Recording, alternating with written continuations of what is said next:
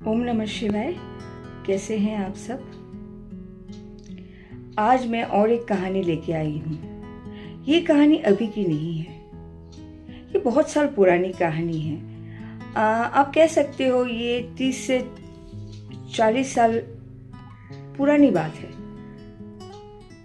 चलिए समय बर्बाद नहीं करती, कहानी सुनाती हूँ। एक एरिया था, वहाँ पे ना एक साथ 3 गांव आपस में जुड़े थे। मतलब एक गांव, थोड़ा सा दूर पे और एक गांव, थोड़ा सा दूर पे और एक गांव। लेकिन उस एरिया में एक ही स्कूल था। वो भी किसी के गांव के अंदर नहीं था, वो भी थोड़ा सा बाहर जाना पड़ता था बच्चों को। मतलब थोड़ा सा दूर पे वो स्कूल था, लेकिन उस एरिया में एक ही स्कूल था। तीनों गांव के बच्चे उसी स्कूल में पढ़ते थे और दूर पड़ता था, पर अब क्या कर सकते हैं, पढ़ाई करना ज़रूरी है। तो वो उस स्कूल में जाते थे तीनों गांव के बच्चे।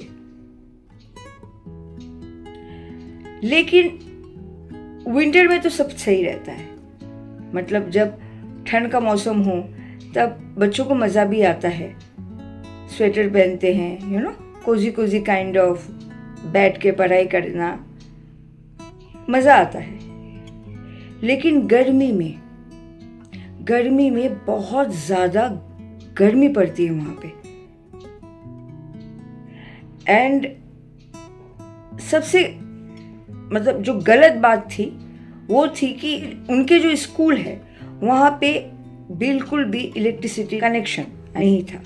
ना लाइट थी, ना पंखा थी। ऐसा नहीं है कि तीनों गांव में बिजली कनेक्शन नहीं थी, लेकिन सिर्फ स्कूल में नहीं थी। स्कूल में कनेक्शन लिया ही नहीं गया। बच्चे गर्मी में पढ़ाई करते थे, बहुत ज़्यादा गर्मी हो रही है और वो वहाँ पे पढ़ाई करते थे। और सबसे मतलब आप क्या बोलो, सबसे डिस्गस्टिंग बात ये थी, पानी के लिए भी इनको थोड़ी दूर जाना पड़ता है। वहाँ पे एक हैंडपम्प है, हैंडपम्प से बच्चे पानी पीते थे। वो भी स्कूल के नज़दीक नहीं, थोड़ा सा दूर जाने के बाद। स्कूल में पानी की कोई फैसिलिटी नहीं रखी।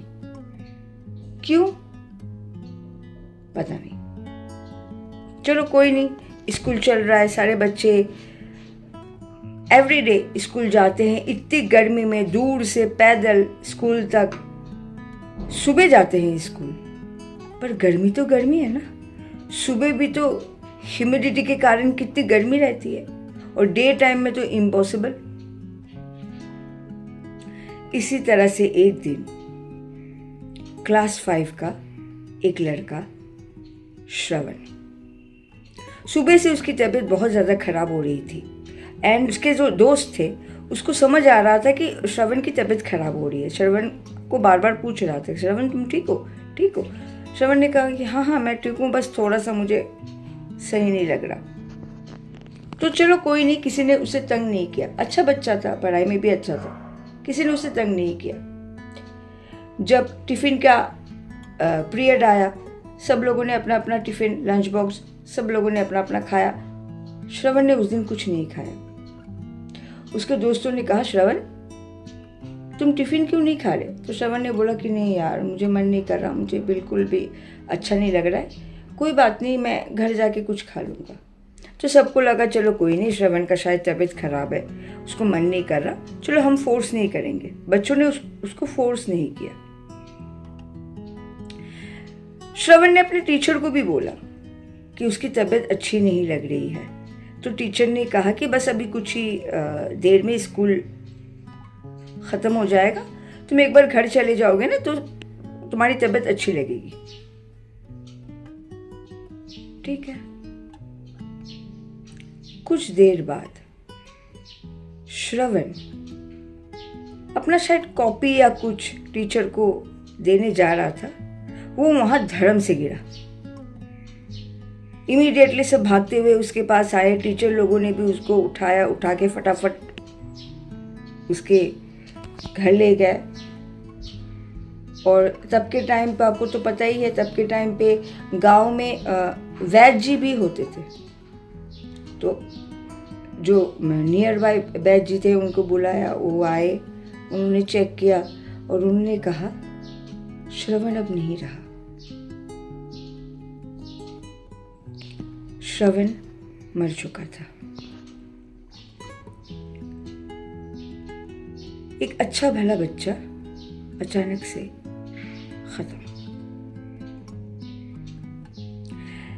तब लोगों को इतना फील नहीं होता था, लोगों को इतना नॉलेज नहीं था, लेकिन आज लोगों को पता है हीट स्ट्रोक क्या होता है।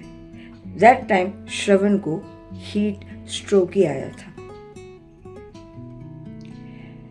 फिर जो होना था वो तो हो ही गया।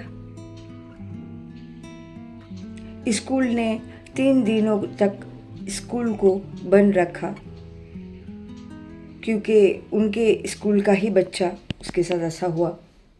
3 दिनों के बाद स्कूल खुली। नॉर्मल स्कूल जैसे चलती है, उस दिन भी वो स्कूल चल रही थी, लेकिन उस दिन नॉर्मल नहीं था, कुछ भी नॉर्मल नहीं था।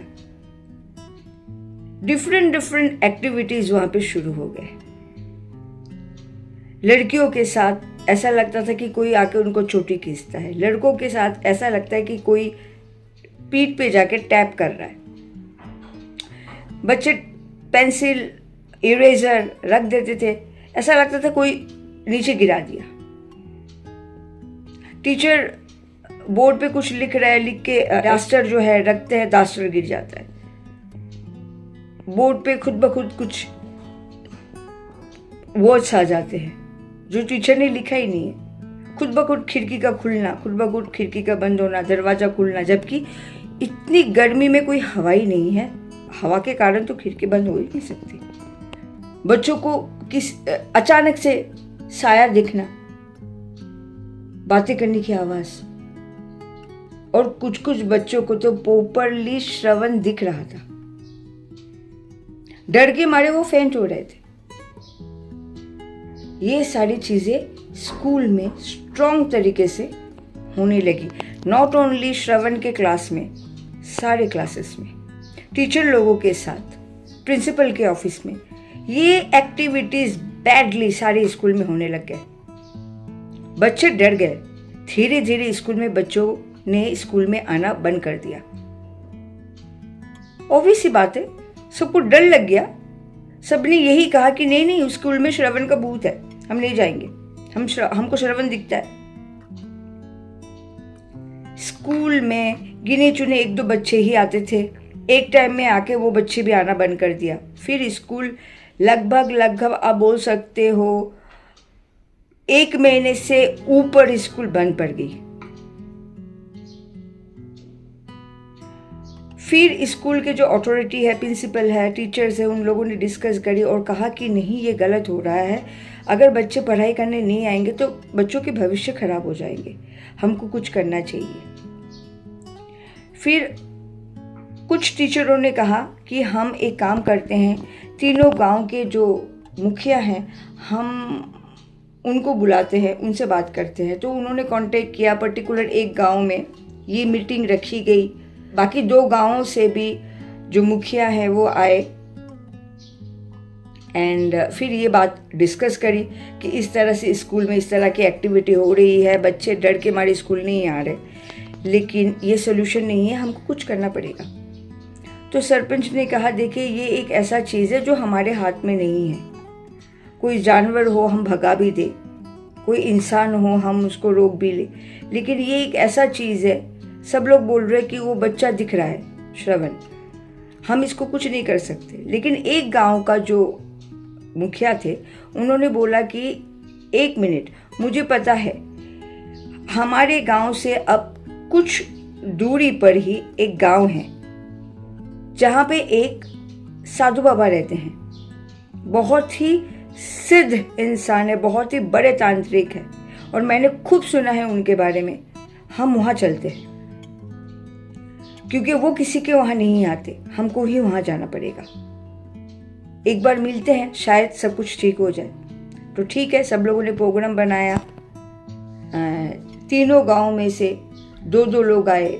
जो मुखिया है वो आए, मुखिया के साथ और एक इंसान आए, तो 6 लोग इस तीनों गांव से आए, और इस स्कूल में से प्रिंसिपल और 2 टीचर, टोटल 9 लोग उस गांव में, जो 4 नंबर गांव था, थोड़ा सा दूरी पे, वहां गए साधु से मिलने।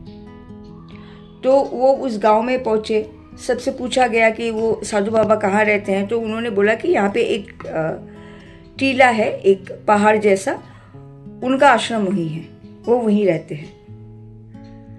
सब लोग वहाँ पहुँचे, तो वो थोड़ी सी आप में है, हिल एरिया में, तो आप में है, वहाँ पे उनका आश्रम है। बैक साइड में उनके कुटियाज जो भी है बने हुए हैं, और एक बहुत बड़ा सा पीपल का पेड़ है। वही नीचे जो साधु बाबा है वो ध्यान में रहते हैं, वहीं पे बैठे रहते हैं, और वहाँ से सबको देख भी पाते हैं, सब उनको देख पाते हैं। तो वो एंट्री करने वाले थे, इतने में साधु ने अपनी आंखें खोली और ये हाथ से ऐसे उनको रोका, मतलब वही रुक जाओ, अंदर मत आना। मतलब उन्होंने कुछ शब्द नहीं कहा, लेकिन उनकी जो बॉडी लैंग्वेज थी वो ऐसी ही थी। सारे लोग वहाँ रुक गए। साधु बाबा अपनी जगह से उठ के उनके पास आया, बोले कि तुम लोग सब के सब गुनहगार हो, तुम लोगों ने एक निर्दोष की हत्या की है, और आज तकलीफ में हो, इसलिए मेरे पास आए हो। फिर एक ने कुछ बोलना चाहा, बोले कि मुझे कुछ बोलने की जरूरत नहीं, मुझे सब पता है, कल सुबह मैं उस स्कूल में आता हूँ, फिर हम बात करेंगे। सब लोग हैरान हो गए, क्योंकि साधु बाबा कहीं पे नहीं जाते, और वो खुद से बोल रहे वो स्कूल में आएंगे। तो चलो कोई नहीं, सब लोग वहाँ से निकल गए। नेक्स्ट डे सब वहाँ पे पहुँचे स्कूल में। साधु बाबा आए, टाइम के पक्के, पूरे टाइम पे आए। आके वो एक एरिया में बैठे, मतलब एक पेड़ है स्कूल के मिडिल में, और सर्कल वाइज मतलब वहाँ पे बना हुआ है, बच्चे वहाँ पे बैठते हैं, टिफ़िन वगैरह खाते हैं।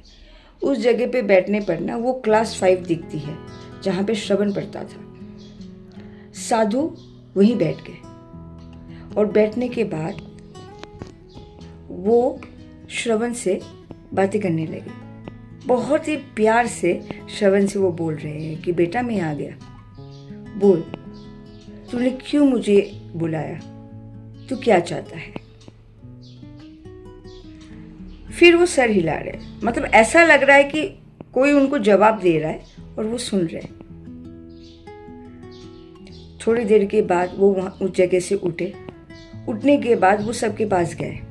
जाने के बाद उन्होंने कहा कि एक बात बताइए, इस गांव में बिजली है? बोले कि हाँ हाँ है। बोले कि अच्छा, मुखिया जी आपके घर में बिजली है? बोले कि हाँ साधु बाबा हमारे हैं।